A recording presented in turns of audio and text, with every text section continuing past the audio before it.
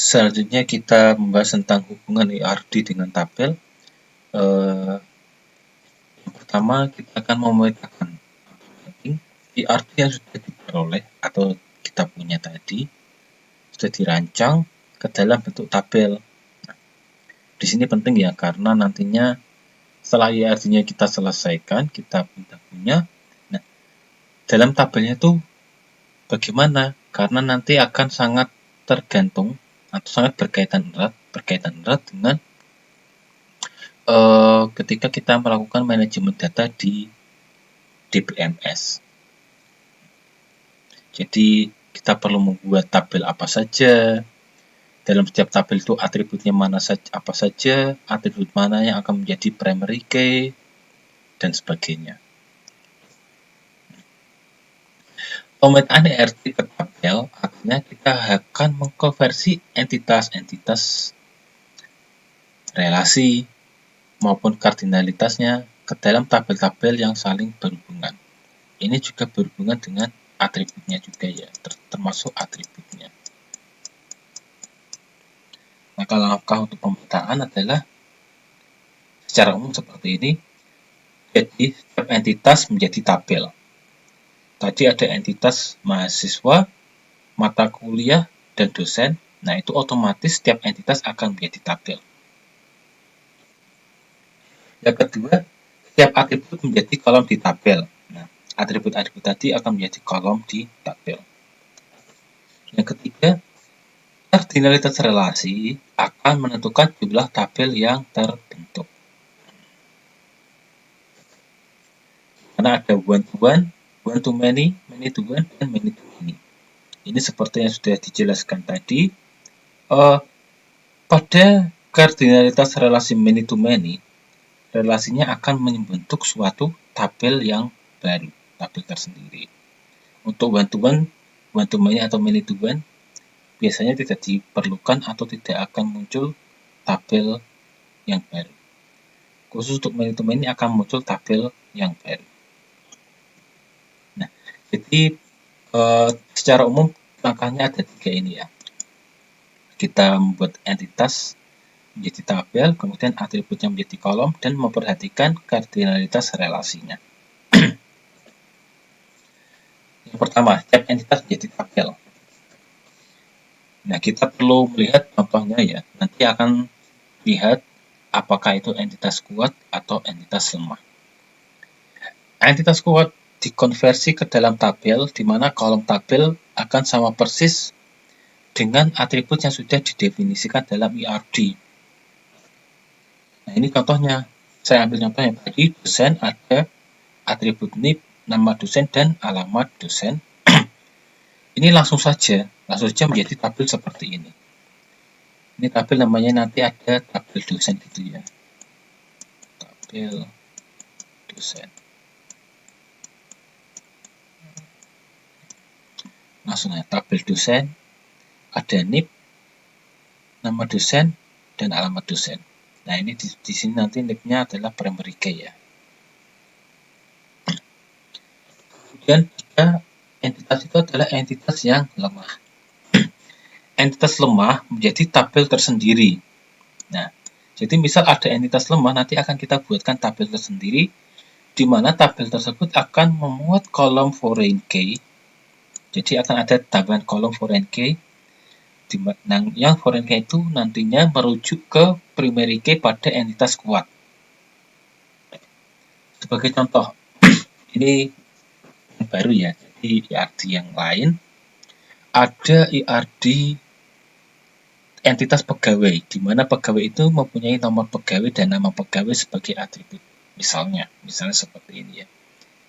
Misalnya 2 saja. Tentunya bisa ditambah alamat, tanggal lahir, jenis kelamin, dan sebagainya. Tapi di sini kita sebagai contoh ambil 2 saja. Nomor pegawai dan nama pegawai. Kemudian ada entitas tanggungan. Jadi tanggungan dari pegawai tersebut. Tanggungan suami, tanggungan istri, tanggungan anak-anak misalnya. Nah, di sini maka entitas tanggungan ini menjadi entitas lemah yang dihubungkan dengan relasi menanggung. Relasinya juga disebut relasi yang lemah ya. Ini bordernya ada double ya, boosternya 2 ya, bukan entitas lemah. Dan di tanggungan ini nanti ada nomor tanggungan sebagai primary key-nya dan nama yang tertanggung itu ya, nama tanggungan siapa. Misalnya seperti ini. Bisa juga nanti kan ada status tanggungan, misalnya statusnya sebagai suaminya, sebagai istrinya, atau sebagai anaknya, misalnya seperti itu. Nah, jika menemukan entitas lemah seperti ini, maka nanti tanggungan ini beserta atribut-atributnya, dia akan menjadi tabel tersendiri. Pegawai akan menjadi tabel tersendiri juga. Misal seperti ini nanti akan dipisahkan ya tanggungan ini. Jadi pegawai akan menjadi nomor pegawai dan nama pegawai sebagai halnya dalam artinya yang ini. Dan entitas lemah tanggungannya itu akan terpisah dari tabel pegawai, ada nomor tanggungan dan nama tanggungan ya. Ini ada nomor tanggungan dan nama tanggungan ditambah, nah ini satu kolom yang merupakan foreign key yang merujuk pada primary key di tabel entitas yang kuat. Nah ini tadi entitas kuat primary key-nya adalah nomor pegawai, maka di sini akan ditambah satu kolom foreign key nomor pegawai. Ini disebut tabel tanggungan ya, tanggungan, dan di sini disebut tabel pegawai. Nah, gitu ya. Nah, ini langkah untuk setiap entitas menjadi tabel. Jadi kita perlu perhatikan apakah itu entitas kuat dan entitas lemah. Kemudian setiap atribut menjadi kolom di tabel. Atribut yang menjadi kolom di tabel perlu kita perhatikan ya. Jenis-jenis atribut. Kita ingat kembali jenis-jenis atribut. Ada atribut sederhana, atribut komposit, atribut bernilai tunggal, atribut bernilai banyak, atribut yang bersifat atribut turunan. Itu yang perlu kita perhatikan untuk membuat dari ERT menjadi tabel. Sedangkan untuk atribut bernilai 0 atau atribut yang berupa mandatory atribut tidak masuk yang di sini ya. Karena nilai 0 dan mandatory atribut biasanya itu adalah untuk pengisian. Jadi constraint atau batasan untuk mengisi recordnya. Jadi kita perhatikan dulu. Yang pertama, jika atribut itu adalah atribut sederhana, atribut bernilai tunggal, dan atribut turunan. Atau ya, atau seharusnya di sini atau. Jika itu adalah atribut sederhana, bernilai tunggal, atau atribut turunan. Nah, atribut-atribut ini direpresentasikan sama persis seperti IRD. Seperti di yang bagian pertama tadi ya. Misal di sini, mahasiswa mempunyai NIM, nama mahasiswa, tanggal lahir, dan usia. NIM ini atribut sederhana ya, bernilai tunggal juga. Tanggal lahir juga atribut yang bernilai tunggal. Nama mahasiswa atribut bernilai tunggal. Meskipun nantinya ini bisa jadi bukan atribut sederhana, ya. Tapi di sini atribut yang bernilai tunggal. Dan usia adalah atribut dari merupakan atribut turunan. Nah, misal kita menemukan atribut yang seperti ini, langsung dituliskan saja. Di sini ada tabel mahasiswa,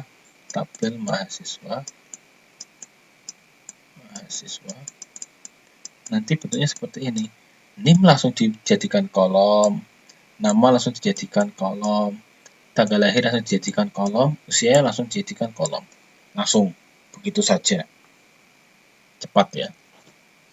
Kemudian, jika itu merupakan multi-value atribut atau atribut bernilai banyak. Nah, kasus seperti ini, kita harus membentuk menjadi dua tabel yang terpisah. Misal, tabel mahasiswa punya atribut name, nama mahasiswa, dan hobi mahasiswa. Hobi itu kan nantinya bernilai banyak ya. Misal, ini misal saja. Bisa saja satu mahasiswa punya banyak hobi, bisa jadi hanya punya satu hobi, atau bahkan tidak punya hobi. Pertama kita keluarkan terlebih dahulu hobi menjadi tabel tersendiri, dengan memberikan kode hobinya. Jadi hobinya itu di list dulu, kemudian dikasih kode. Misal ada traveling, olahraga, membaca, di kode H01, H02, H03. Oke. Selanjutnya, pada tabel ini nanti kita menulis name, nama mahasiswa, dan kode hobinya. Otomatis di sini ya. Nanti di sini ini seperti tabel ini adalah tabel bentuk ya bentuk 1NF ya nantinya ya, nanti normalisasi ya. Nah, seperti ini nantinya ya. Nah, ini tabelnya nanti bentuknya 1NF. Nah, ini bagaimana caranya nanti di sini, karena masih jika ditulis seperti ini masih ada redundansinya, tapi di sini tidak masalah. Ini nantinya bukan tabel mahasiswa lagi, ini adalah tabel hobi mahasiswa, bisa ya. Jadi bukan data mahasiswa itu sendiri yang nanti disediakan. Ini seperti ini, tetapi nanti untuk multi value ditulis saja seperti ini terlebih dahulu. Oke, kita akan bahas lagi ketika sudah dalam praktek ya. Selanjutnya adalah jika atributnya merupakan atribut komposit. Maka atribut komposit ini dipecah dengan membuat atribut-atribut terpisah untuk masing-masing komponennya. Nah, misalnya tadi ya, name mahasiswa punya atribut name. Nama mahasiswa juga tanggal lahir, misal seperti ini. Nah, ternyata kita melihat bahwa nama mahasiswa adalah atribut komposit. Kita pecah menjadi nama depan dan nama belakang. Ini. Kemudian tanggal lahir dipecah berdasarkan tanggal, berdasarkan bulan, dan berdasarkan tahun. Ini jadi sudah dipecah seperti ini. Nah, dalam keadaan seperti ini, dalam IRD-nya kita pecah saja terlebih dahulu ya. Jadi atribut ini nanti dipecah seperti ini. Kalau ada bentuk atribut yang punya atribut ya istilahnya ya. Jadi ini atribut, ini punya atribut lagi ya. Ini sebenarnya bukan atribut punya atribut, tapi ini menunjukkan bahwa ini adalah atribut komposit. Dan di sini adalah atribut sederhananya. Bagaimana cara penulisannya? Nah, kita langsung saja ya menuliskan seperti ini. Jadi yang ditulis untuk atributnya atau kolom-kolomnya adalah name, yang komponen sederhananya dari nama depan, nama belakang, kemudian tanggal, bulan, dan tahun. Nah, seperti ini untuk atribut yang komposit. Nah, jadi langkah kedua sudah ya. Kemudian ada langkah ketiga. Nah, ini tidak kalah pentingnya dengan dua langkah yang awal. Kardinalitas relasi akan menentukan jumlah tabel yang terbentuk. Jadi kita ingat, kardinalitas relasi yang terus dipelajari ada one to many to one, dan many to many. Pemetaan IRD ke tabel juga dipengaruhi oleh kardinalitas relasi yang terjadi. Nanti karena akan menentukan banyak tabel yang terbentuk berdasarkan kardinalitas relasi tersebut. Nah, kita sekarang masuk ke one to one terlebih dahulu. Relasi dengan kardinalitas one to one yang menghubungkan dua buah entitas. Nah, dua buah entitas ya, direpresentasikan dalam bentuk penambahan atribut-atribut relasi ke tabel yang mewakili salah satu dari kedua entitas. Oke. Jadi kita akan menambahkan satu atribut dari satu tabel, misal ada dua tabel. Kardinalitas one to one nanti salah satu atributnya ini akan kita ambil dan kita tambahkan pada tabel yang lainnya. Nah, begitu ya. Gampangnya seperti itu. So, caranya bagaimana? Kita menambahkan atribut primary key dari entitas yang memiliki derajat relasi paling besar ke entitas yang memiliki derajat relasi paling kecil. Jika derajat relasi yang sama, maka kita pilih tabel dengan jumlah baris yang paling sedikit. Ini jika bingung, kita langsung ke contohnya. Nah, misal ada dosen yang mengepalai program studi. Ini berarti kardinalitasnya adalah 1:1 ya. Seorang dosen dia hanya bisa mengepalai satu program studi.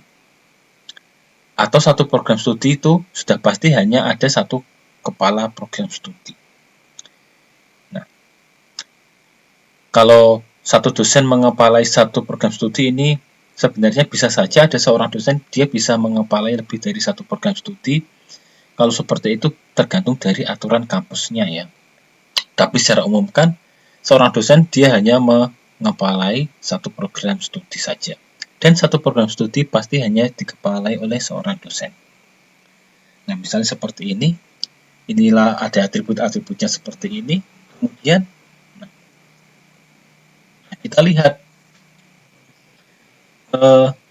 bagaimana relasinya. Nah, bagaimana? Kalau mana sih yang perlu ditambahkan? Nah, ini kita main logika saja ya. Misalnya seperti ini ya. Jadi misal ada tabel, ini tabel dosen. Ya, ini tabel prodi, program studi. Nah, dari dosen ini misal ada 3 dosen ya, dengan NIP D01, D02, D03. Kemudian ada program studi dan seterusnya. Kita bisa lihat bahwa setiap program studi pasti akan mempunyai seorang kepala program studi ya, pasti ya. Tetapi setiap dosen, jadi setiap dosen itu belum tentu dia akan menjadi kepala program studi. Jadi misal dari satu fakultas itu ada 100 dosen, dan di satu fakultas itu ada 10 program studi. Pastinya di fakultas tersebut hanya akan ada 10 orang kepala program studi. Padahal dosennya ada 100, sehingga 90 yang lain itu tidak menjadi kepala program studi ya, hanya ada 10 orang. Nah, kalau dalam contoh seperti ini, sebaiknya kita menambahkan pada ini ya, ini jadi program studinya lebih sedikit ya, ada 10 tadi ya, sedangkan dosennya ada 100 ya. Sehingga nanti akan ada banyak dosen yang bukan sebagai kepala program studi. Tetapi jika diisi di sini, NIP-nya ini pasti akan bisa semuanya. Setiap program studi mempunyai kepala program studi. Nah, implikasi lainnya adalah, nah ini ya, misal ya, jika kita isi, misal kode prodinya yang kita masukkan di sini malah kode prodinya misalnya kode prodi ya. Ini nanti pasti akan ada banyak yang kosong. Sebagai contoh, program studi pertama dikepalai oleh seorang dosen D01. Jadi ini kepalanya. Ini jadi nanti kode prodinya adalah PS01 misal saya beri sini. Kemudian informatika dikepalai oleh D02. Nah, ini ya PS. Ini D02 di sini ya PS02. Tetapi yang dosen dengan NIP D03 sini, ini dia tidak akan mempunyai kode program studi karena dia bukan kepala program studi. Jadi di sini dicoret ya. Nah, jika kita mengisikan kode prodi di sini nanti akan banyak sekali record-record yang kosong. Tetapi jika yang diisi di sini adalah NIP dari tabel dosen, nanti semuanya akan terisi recordnya. Jadi bisa kita lihat dari yang seperti itu juga. Oke ya, bantuan seperti itu. Kemudian bantu many atau many to one. Relasi dengan kardinalitas one to many direpresentasikan dalam bentuk penambahan atribut-atribut K. Nah, dari tabel dengan entitas berderajat 1 ke tabel yang entitas berderajat M yang kebanyakannya. Jadi dari 1 ke yang banyak. Bukan dari yang banyak ke yang 1 ya, dari yang 1 ke banyak. Ini juga sama jika many to one, nanti ditambahkan dari yang 1 ke yang many. Seperti itu. Misal terdapat entitas dosen dan program studi dengan nama relasi home base atau di program studi mana home base itu program studi di mana dosen tersebut ditugaskan ya. Di mana satu program studi memiliki beberapa dosen. Nah, ya. Jadi dalam satu program studi pasti akan mempunyai beberapa dosen. Jadi kita perhatikan bahwa setiap program studi memiliki beberapa dosen, tetapi tidak sebaliknya. Atau kalau kita bisa lihat sebaliknya, yaitu satu orang dosen dia hanya ditugaskan pada atau berhome base pada satu program studi itu. Sehingga nanti derajatnya adalah dosen ya, dosen program studi. Nanti derajatnya adalah dosennya satu, one to many atau many to one.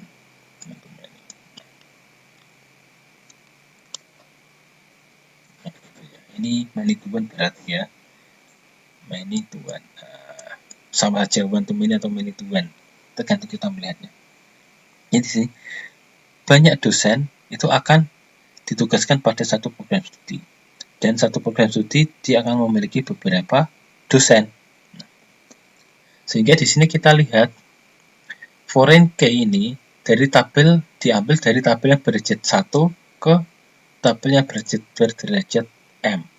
Jadi nanti kita bisa lihat, foreign key-nya adalah kita ambil dari yang satu di sini jadi prodi ke yang dosen yang banyak.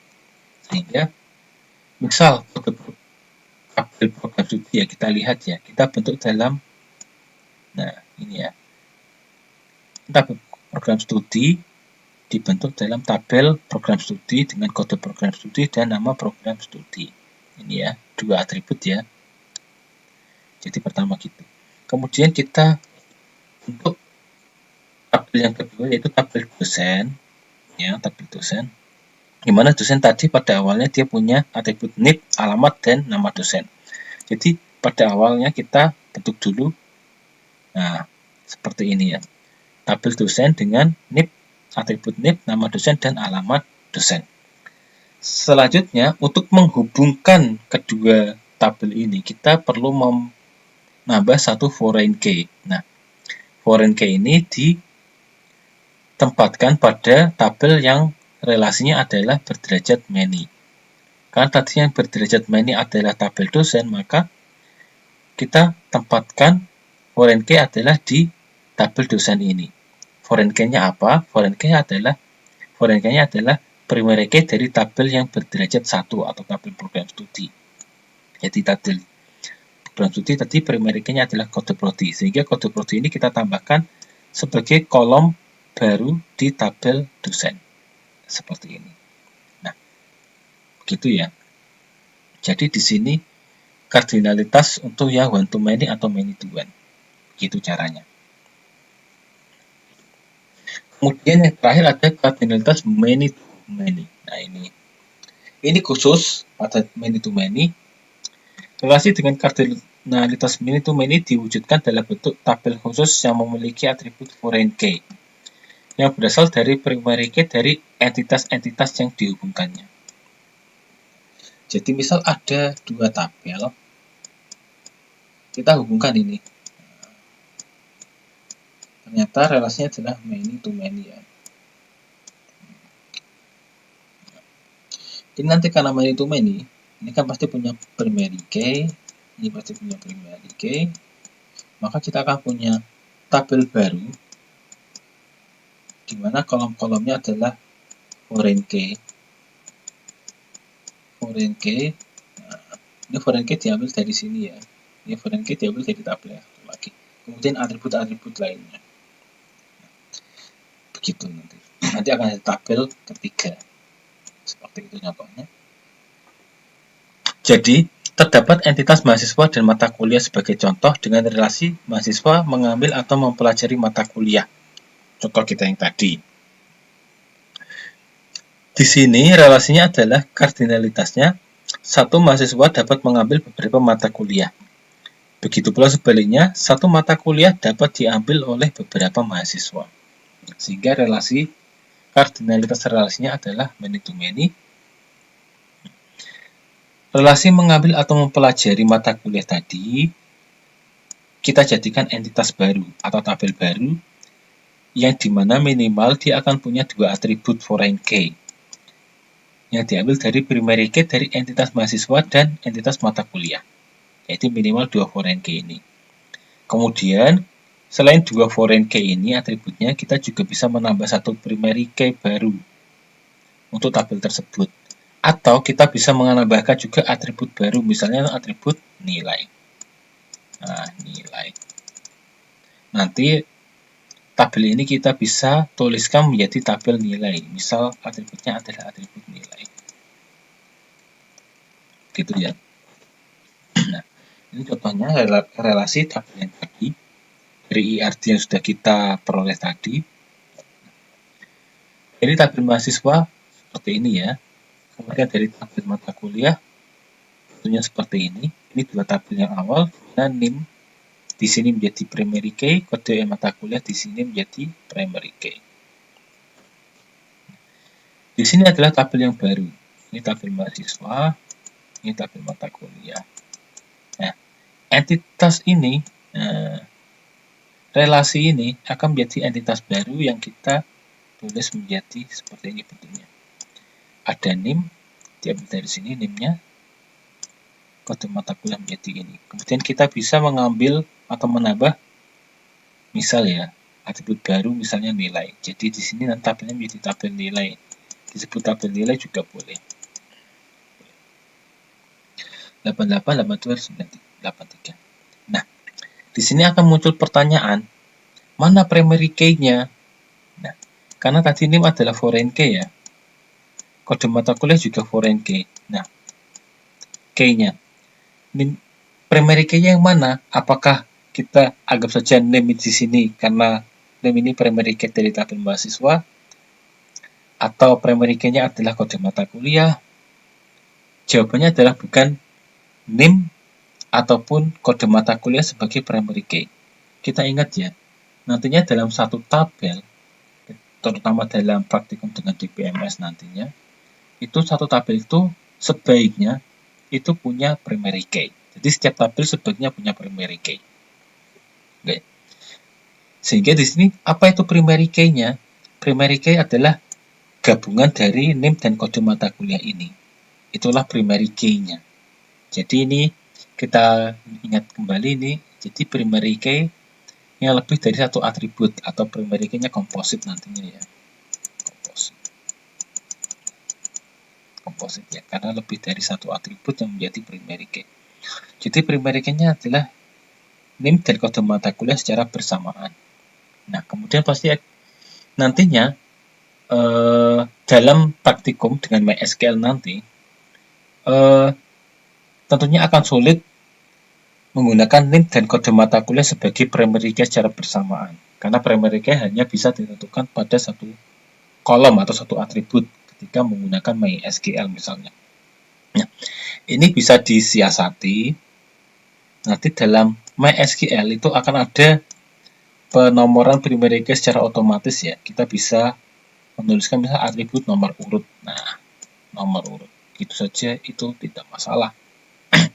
Nomor nanti ini nomor inilah misalnya dinamai nomor inilah yang akan menjadi primary key.